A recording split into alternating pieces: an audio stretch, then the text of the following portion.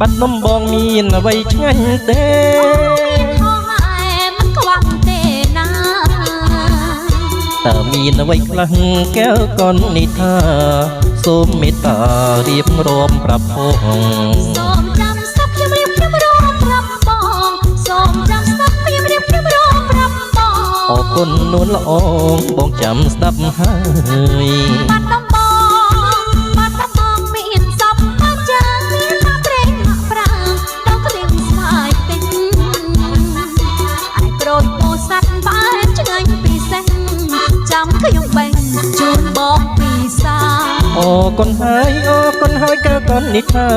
អរគុណហើយកែកននេះថាញ៉ាំពីអ្នកណាទើបបងព្រមញ៉ាំ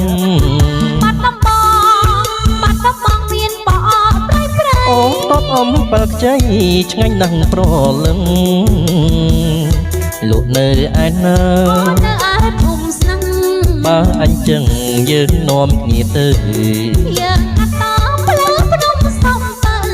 យើងកាត់តផ្លូវភ្នំសំពើរួចហើយហួរទៅលេងបបៃលិន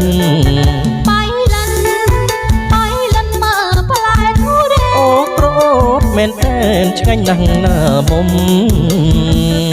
អាចផ្លែសាវម៉ៅបែបដូចទឹកខ្មុំពណ៌លឿងទុំដូចវាឆ្អិនឆ្អៅបបៃលិននឹងបាត់ដំបងស្បាយណាស់ទៅបបៃលិននឹងបាត់ដំបងស្បាយណាស់ទៅបងលេងចង់ទៅភ្នំពេញវិញហើយ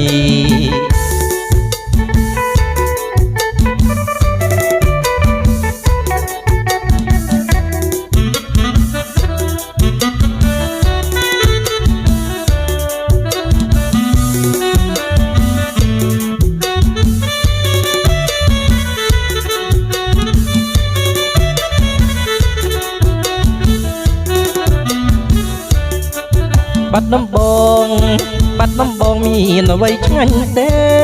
មានហោហែមិនខ្វាំងទេណាតើមានអ្វីខ្លះកែវកននេះថាសូមមេត្តារៀបរាប់ប្រាប់ផងសូមចាំស្ដាប់ខ្ញុំរៀបរាប់ប្រាប់បងសូមចាំស្ដាប់ខ្ញុំរៀបរាប់ប្រាប់បងអរគុណនួនល្អបងចាំស្ដាប់ហើយបាត់ដំបងមានសពបានចាមានមកព្រេងមកប្រាំងដល់ក្រៀមស្វាយពេញអាចក្រូចពោស័ព្ទបែបឆ្ងាញ់ពិសេសចាំខ្ញុំបែងជូនបងពីសា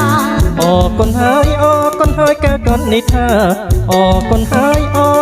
កែកននេះថាញ៉ាំពីអ្នកណាទើបបងព្រមញ៉ាំបាត់ដំប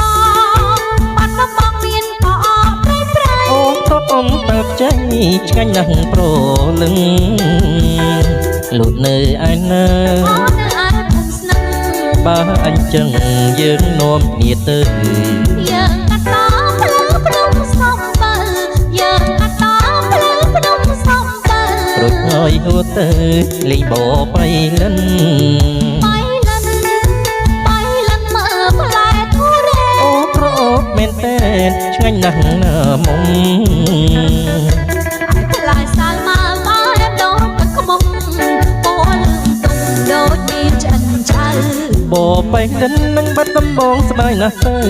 បបៃលិននឹងបាត់ដំបងស្បាយណាស់ទៅបងលេងចង់ទៅ